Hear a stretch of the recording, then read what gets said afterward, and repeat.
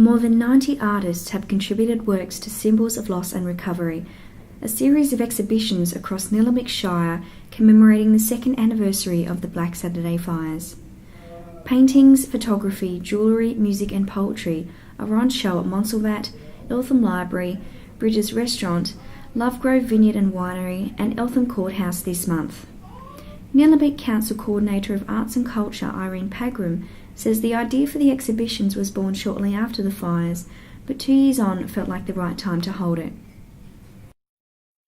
It was far too raw after the first 12 months. Some artists lost their studios, some lost their homes, some lost family and friends, and it was probably much too close just 1 year after for artists to take that step back and consider how to best represent such terrible events, really. Yeah, but I'm finding that in the second year, many artists are starting. They're either working in other artist studios, and people have been very generous about offering their spaces. So they've found a space and a place inside themselves where they can begin to make work again.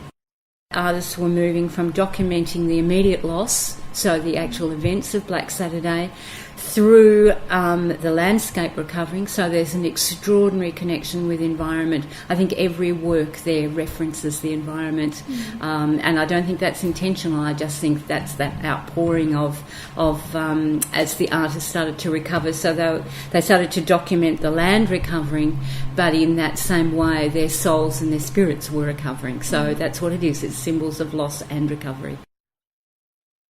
Sarah Hammond, a professional writer from Christmas Hills, listened in horror as her Skyline Road home exploded in the fires while she sheltered nearby. 2 of her works feature in symbols of loss and recovery. She says she can't explain why it has been easier to draw rather than write about what happened on Black Saturday. When something comes through and sort of wipes out everything, there's a certain sense of decluttering and a fresh new start.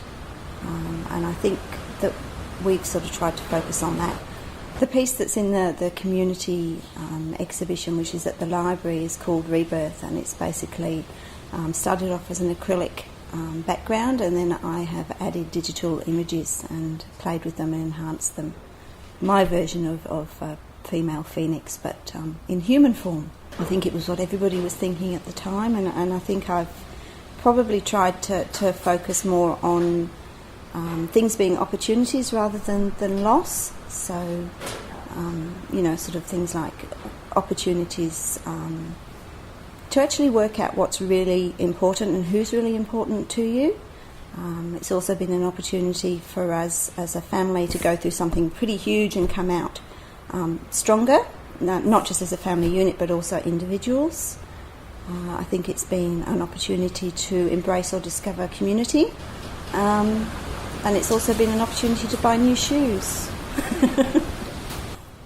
This is actually a really, really important time to actually have an exhibition because the majority of the general public think that everything's fixed now and everyone's back and getting on with their lives. And a lot of people like us are actually only just starting to rebuild, and there's many, many more that actually aren't even there yet.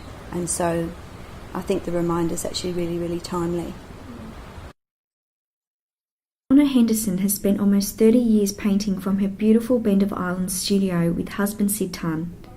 On February 7th, 2009, she frantically called friends to see if they had survived. She discovered the next day 7 had died. For 2 years, the fires have been a constant recurring theme in her work. Now she says it is time to move on. I've been painting lots of different things over the last 2 years, but this to me is a bit like probably my last piece. I'm sort of feeling like it's got to be a turning point now. The piece is called Return of the Wildflowers. So these wildflowers are a wild pea flower, and it usually is prostrate, so it grows along the ground. Okay. Now I decided to use it as an uplifting form of it. You don't very often see it climbing an old burnt stump. You normally see it hugging the ground amongst grasses and things. Most people won't know what that means if they don't know this particular flower, but just for me it's got lots of personal symbolism, and then all these streaks here in the clouds to me are like the trailing memories of my friends. So I've done 7 there. I've done 7 new bright green leaves that are growing out of the black stump. So for me, there's all this private, personal kind of symbolism that's healing my own sadness. Yeah. And then I was going to paint a phoenix. And then I thought, no, everybody paints phoenixes at the moment. I want something more personal. And I've always found the peace dove really a personal symbol. I've painted a lot of them over the years. I was actually going to paint it like a realistic local dove that we have here, because we have one nesting just there and another one nesting over there. And last year we had one nesting right there in that corner by the window there, and the little babies and the dove would coo to us all the time when we were painting. And then I thought, no, I just have to make it like a mythical, imaginary bird. So to me, I wrote it's, my spirit of regeneration, or, it's some sort of uplifting, mythical bird for me. Artists measure time and recording sights and things in such different ways, and so that's what this show is doing. That's what Delsha really dreamt up. Irene says as people move through the exhibitions, there will be works that evoke strong emotions. As if to prove her point, tears stream down her face when she sees Honna's painting Return of the Wildflowers.